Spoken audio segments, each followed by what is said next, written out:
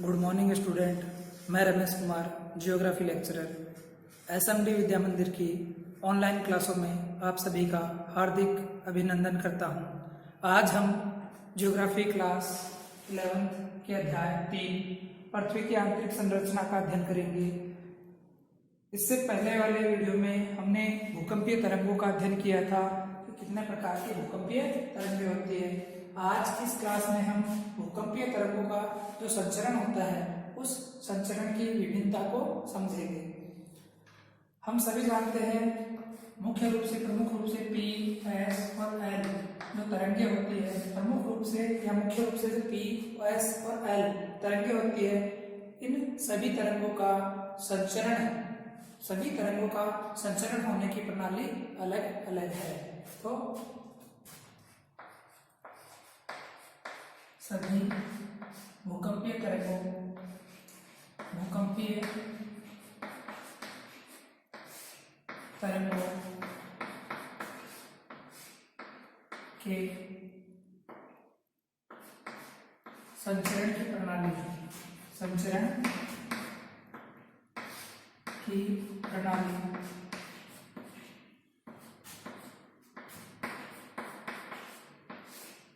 सभी भूकंपीय तरंगों के संचरण की प्रणाली एक दूसरे से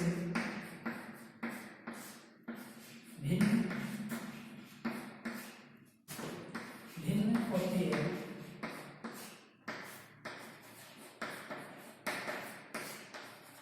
अर्थात अलग अलग प्रकार के जो तरंगे हैं, उन अलग अलग प्रकार की तरंगों के संचरण की जो प्रणाली है वह भी अलग अलग है। जैसे ही ये संचरित होती है तो सेलों में कंपन पैदा होता है। जैसे ही ये किसी स्थान से गुजरती है, संचरण का तात्पर्य गुजरना है, जैसे ही ये किसी स्थान पर गुजरती है तो जो सेल होते हैं उनके कणों में कंपन पैदा होता है। तो जो कंपन की दिशा होती है उस दिशा सभी प्रकार जो अलग अलग तरंगे हैं उनमें सब में अलग अलग होती है। जैसे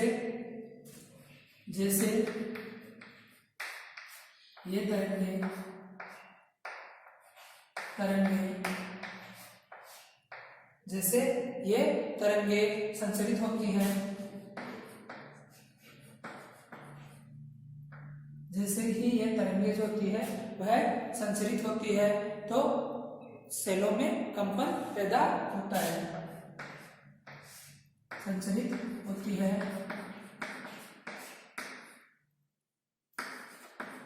तो सेलों से तात्पर्य चट्टानों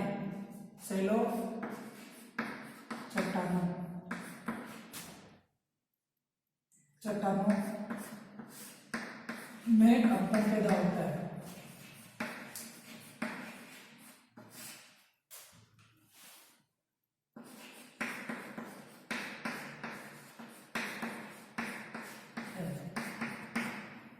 सेलों में कंपन पैदा होता है। जैसे P तरंग है, P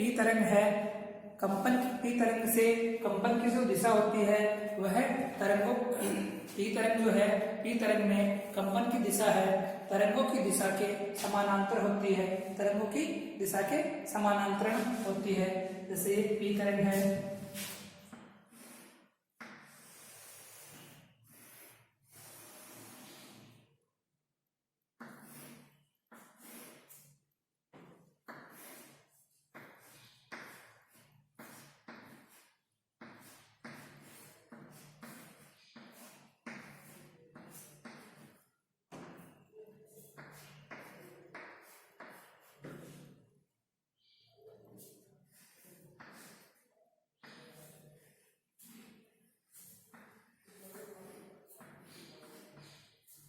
P तरंग है, इस P तरंग पर जैसे कि कोई हथौड़े से चोट इस प्रकार से मारते हैं, इस तरह का से हथौड़े पर चोट मारने पर जैसे कणों का जो संचरण होता है वह तरंग के समानांतर होता है, उसी तरह से फीलिंग होती है। यहाँ पर ध्यान रखना, चोट हथौड़े से नहीं मारी जा रही है, तो चोट जो है वह भूकंप का जो कंपन होता है उस कंपन के कारण तरंग का संचरण हो रहा है इस दिशा में।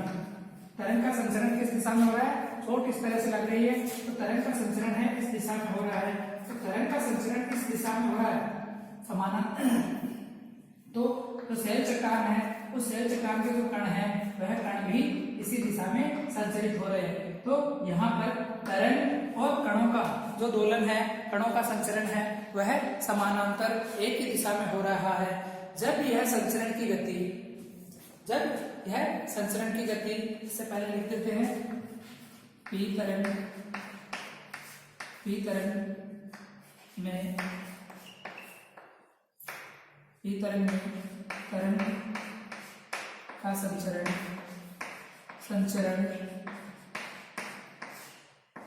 एवं कणों की दिशा समानांतर होती है। तरंग जो है इसमें कणों का संचरण और तरंग का संचरण और कणों की जो दिशा होती है वह समानांतर होती है, एक ही दिशा में होती है। समानांतर का मतलब एक ही दिशा में होती है। तो यह संचरण की दिशा है, यह पदार्थ में पर दबाव डालती है। जैसे ही ये यहाँ से तरंग या कणों में जो दोलन हुआ है वह आगे जाकर यहाँ पर इस पदार्थ पर दबाव डालेगा। पदार्थ पर दबाव डालने से पदार्थ के घनत्व में परिवर्तन होता है। पदार्थ के पर दबाव डालने से पदार्थ के घनत्व में परिवर्तन होता है। तो यह संचरण की दिशा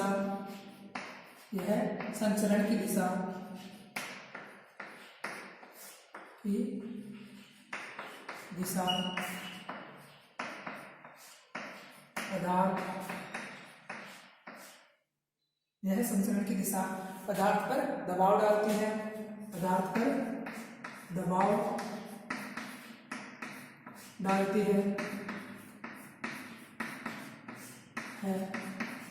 इससे पदार्थ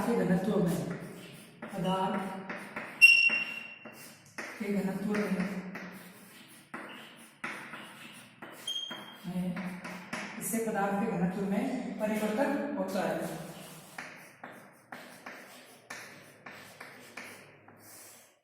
है। यह जो पी वेव्स है पदार्थ के समानांतर दिशा में कणों का दोलन करवाती है। इससे जो पदार्थ होता है उस पदार्थ पर दबाव पड़ता है और पदार्थ पर दबाव पड़ने से पदार्थ के जो घनत्व है उस घनत्व में परिवर्तन आता है, उसमें विविधता आती है और इस कारण से परिवर्तन होता है। इस कारण सेलों में संकुचन यानी सिकुड़ना, संकुचन व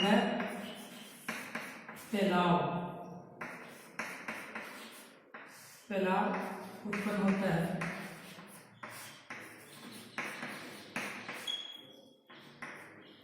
जो शैल चट्टानें हैं उन शैल चट्टानों में इस पी तरंग की वजह से घनत्व में वृद्धि होती है, परिवर्तन होता है और दूसरा उसे चट्टान में उस शैल में फैलने और सिकुड़ने की प्रक्रिया उत्पन्न होती है।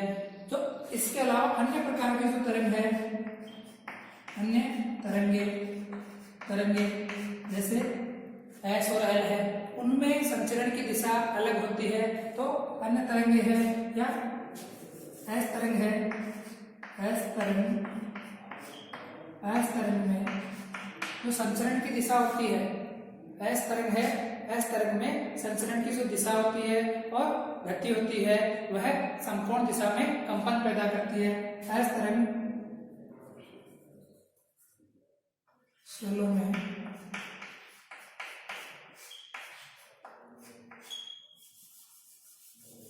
एस तरंग की संचरण, एस तरंग जो है, एस तरंग में जो संचरण की गति होती है, संचरण की गति या दिशा होती है, दिशा समकोण पर होती है। पर होती है।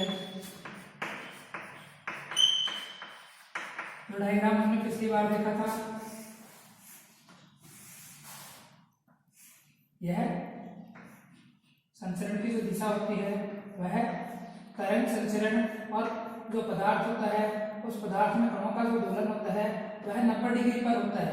तो ऊर्ध्वातल में, पृथ्वी की गहराई में ऊर्ध्वातल में जब यह एस तरंग उत्पन्न होती है तो यह पदार्थ पर 90 डिग्री के कोण पर दबाव डालती है। इस कारण होता क्या है, यह तरंग है तो 90 डिग्री के समकोण पर यहाँ से धरातल से वापस रिफ्लेक्ट होकर यह, तो इससे पदार्थ जो होता है, पदार्थ पर दबाव पड़ता है और पदार्थ की जो आकृति होती है उस आकृति में उभार और गर्त उत्पन्न होते हैं। उस पदार्थ में क्या होता है, उभार, और इस तरह से उभार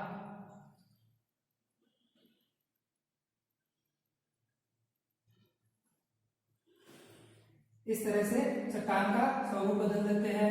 यह गर्त हो गया और यह चट्टान में उभार उत्पन्न हो गया। तो चट्टानों में उभार और गर्त के लिए कौन सी तरंग जिम्मेदार है, एस तरंग, एस तरंग, और ये ई तरंग है। तो एस तरंग में क्या होता है, कणों के जो तरंग होती है, तरंग की संचरण की दिशा और कणों के दोलन की जो दिशा होती है वह समकोण पर होती है। जैसे एस तरंग ऊर्ध्वाधर तल में कंपन उत्पन्न करती है तो कण तरंग की दिशा समकोण पर कंपन उत्पन्न करती है। एस तरंग समकोण पर होती है। एस तरंग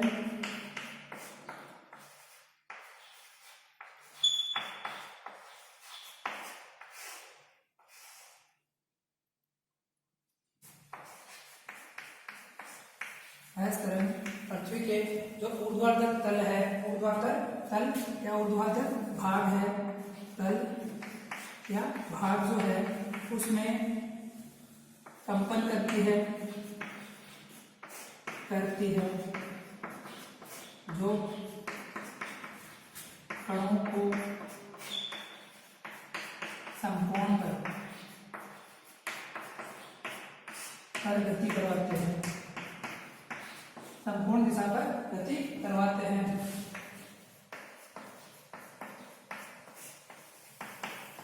इससे चट्टानों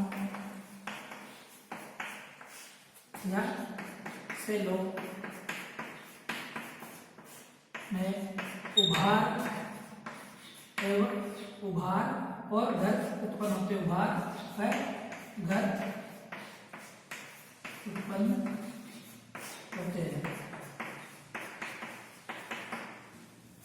उभार और पदार्थ जो होता है, अतः ये पदार्थ जिस भी पदार्थ से गुजरती है, इस तरह जिस भी पदार्थ से गुजरती है उस पदार्थ में क्या करती है, उभार एवं गर्त बनाती हुई आगे चलती है। तो अलग अलग जो भूकंपीय तरंगे है, अलग अलग भूकंपीय तरंगे, उनके संचरण की क्या प्रवृत्ति है, वह प्रवृत्ति हम आज के इस वीडियो में पढ़ चुके हैं, पढ़ा है। आज के इस वीडियो में बस इतना ही। अगले वीडियो में हम जो भूकंपीय तरंग है उन भूकंपीय तरंगों के व्यवहार का अध्ययन करेंगे। ठीक है, धन्यवाद।